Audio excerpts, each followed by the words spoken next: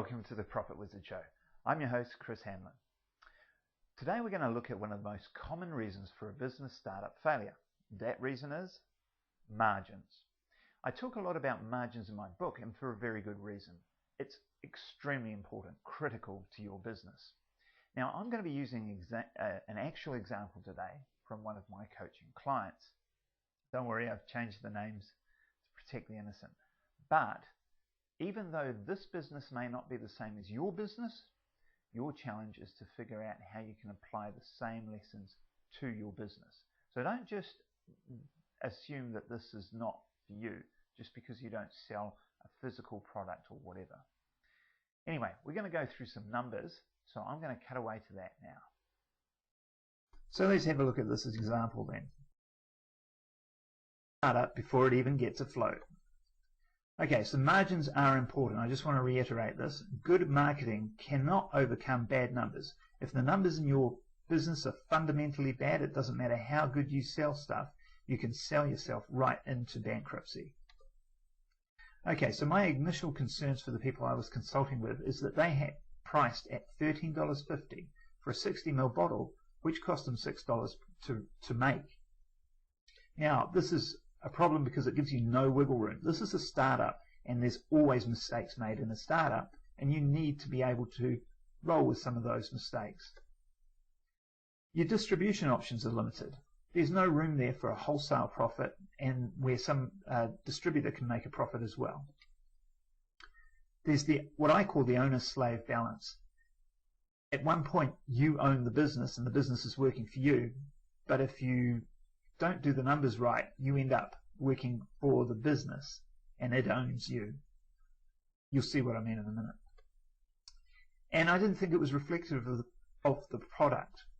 The product that they offered was, in my mind, superior to the ones in the marketplace at the time.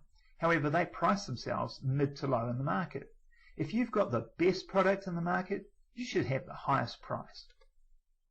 Okay, so I put together an example for them. I said, let's say you sold $500,000 in sales. At $13.50 a unit, that means you would have sold 37,000 units. Now, over a year, you've got 250 work days. That means you'd be making and shipping 148 products a day. This is a lot of work, and that surprised them a little bit because they're like, oh, I don't think we could do that much. And they were also thinking 500,000 in sales is a huge number. So they weren't really fussed. Let's have a look at the overhead costs. I said the two of them would get paid $30,000 each a year in salary. That's not a lot of money, and their job, they know their job is selling. They'll be selling the product. They'd have one full-time worker, $30,000, creating and shipping the product. However, at 148 products a day, the directors would be helping out there. And they get one skilled part-timer to answer the phones, do the bills, do the bookwork, that sort of thing. So overhead costs $110,000. What I call fulfillment costs for actually getting it done.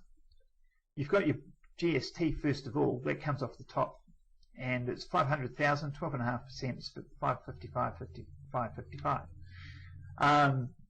Production at $6 a unit is for 37,000 units is $222,000, and the cost of sale I put at $3 a unit. That is just an example. I have no idea what the exact actual cost of sale would be, but it's indicative, and that's $111,000.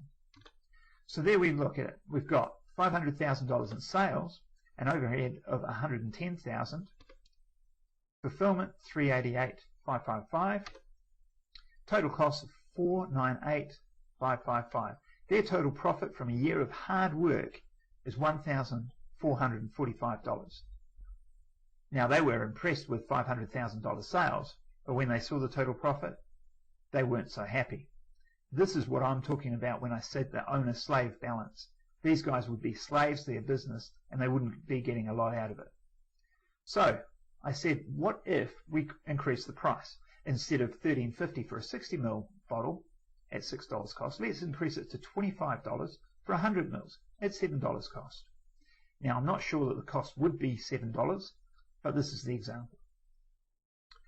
we're going to assume they still made $500,000 in sales. At $25 a unit, there's only 20,000 units rather than 37,000 units. This means over a year, they only need to be making 80 products a day instead of 148. That's significantly less. The fulfillment costs, we've still got the same amount of GST because it's on the dollar value. The product will say it costs $7 a unit. 20,000 units is $140,000 cost. And we'll say the cost of the sale increased because it's more expensive, so it's $4 a unit. So that's 80,000.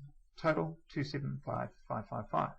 So if you've got your sales of 500,000, your overhead's exactly the same as before, 110.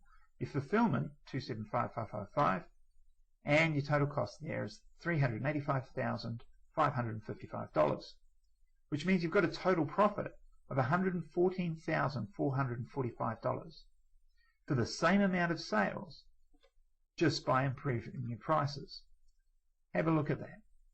$13.50 for 60 mils is $148 bottles a day for $1,445 profit in a year.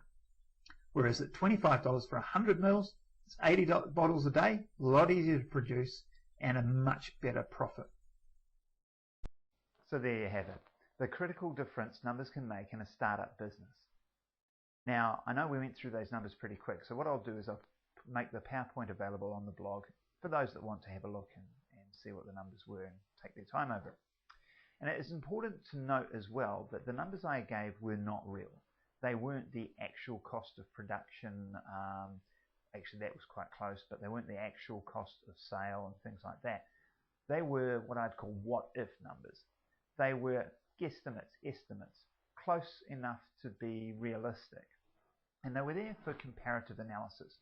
This sort of comparative analysis allows you to explore possible impacts to your business, and I suggest you do it in different areas of your business. Another thing that's worth noting is that the information I've given you today on startups is not limited to startups. So margins are important for anything that you do new, whether it's moving into a new market, adding a new product, or even adding a new division to your business. Now, that can be even more dangerous for existing businesses. Let me explain. If you've got a startup, one of your biggest issues is that you have untested assumptions. You assume this price point will work. You assume that this margin will work, etc. And that's why you need to have a fairly strong margin in a startup business, because things will go wrong because you're testing those assumptions. You won't get it right the first time. It's just not going to happen. However, the danger when you have an existing business and you're moving into a new market or launching a new product is that you have tested assumptions. And you're going to assume that those assumptions that you've had, those things that you've tested in the past, are going to work for the new product. That may not necessarily be the case. And if you bet the farm, as it were, on those things that you think are going to work right, you can be putting yourself into a lot of trouble there. So use the comparative analysis, make up some numbers based on your experience, how closely what you think it will be, and play with those margins. So I hope you got something out of this episode. I'll try and get another one up fairly soon. But in the meantime, please leave a comment below and let me know what you like, what you don't like, and if you've had any experience in startups and issues with margins. That'd be great. Not just for me, but for everybody else that watches as well. So until the next time, I wish you all the best in your business.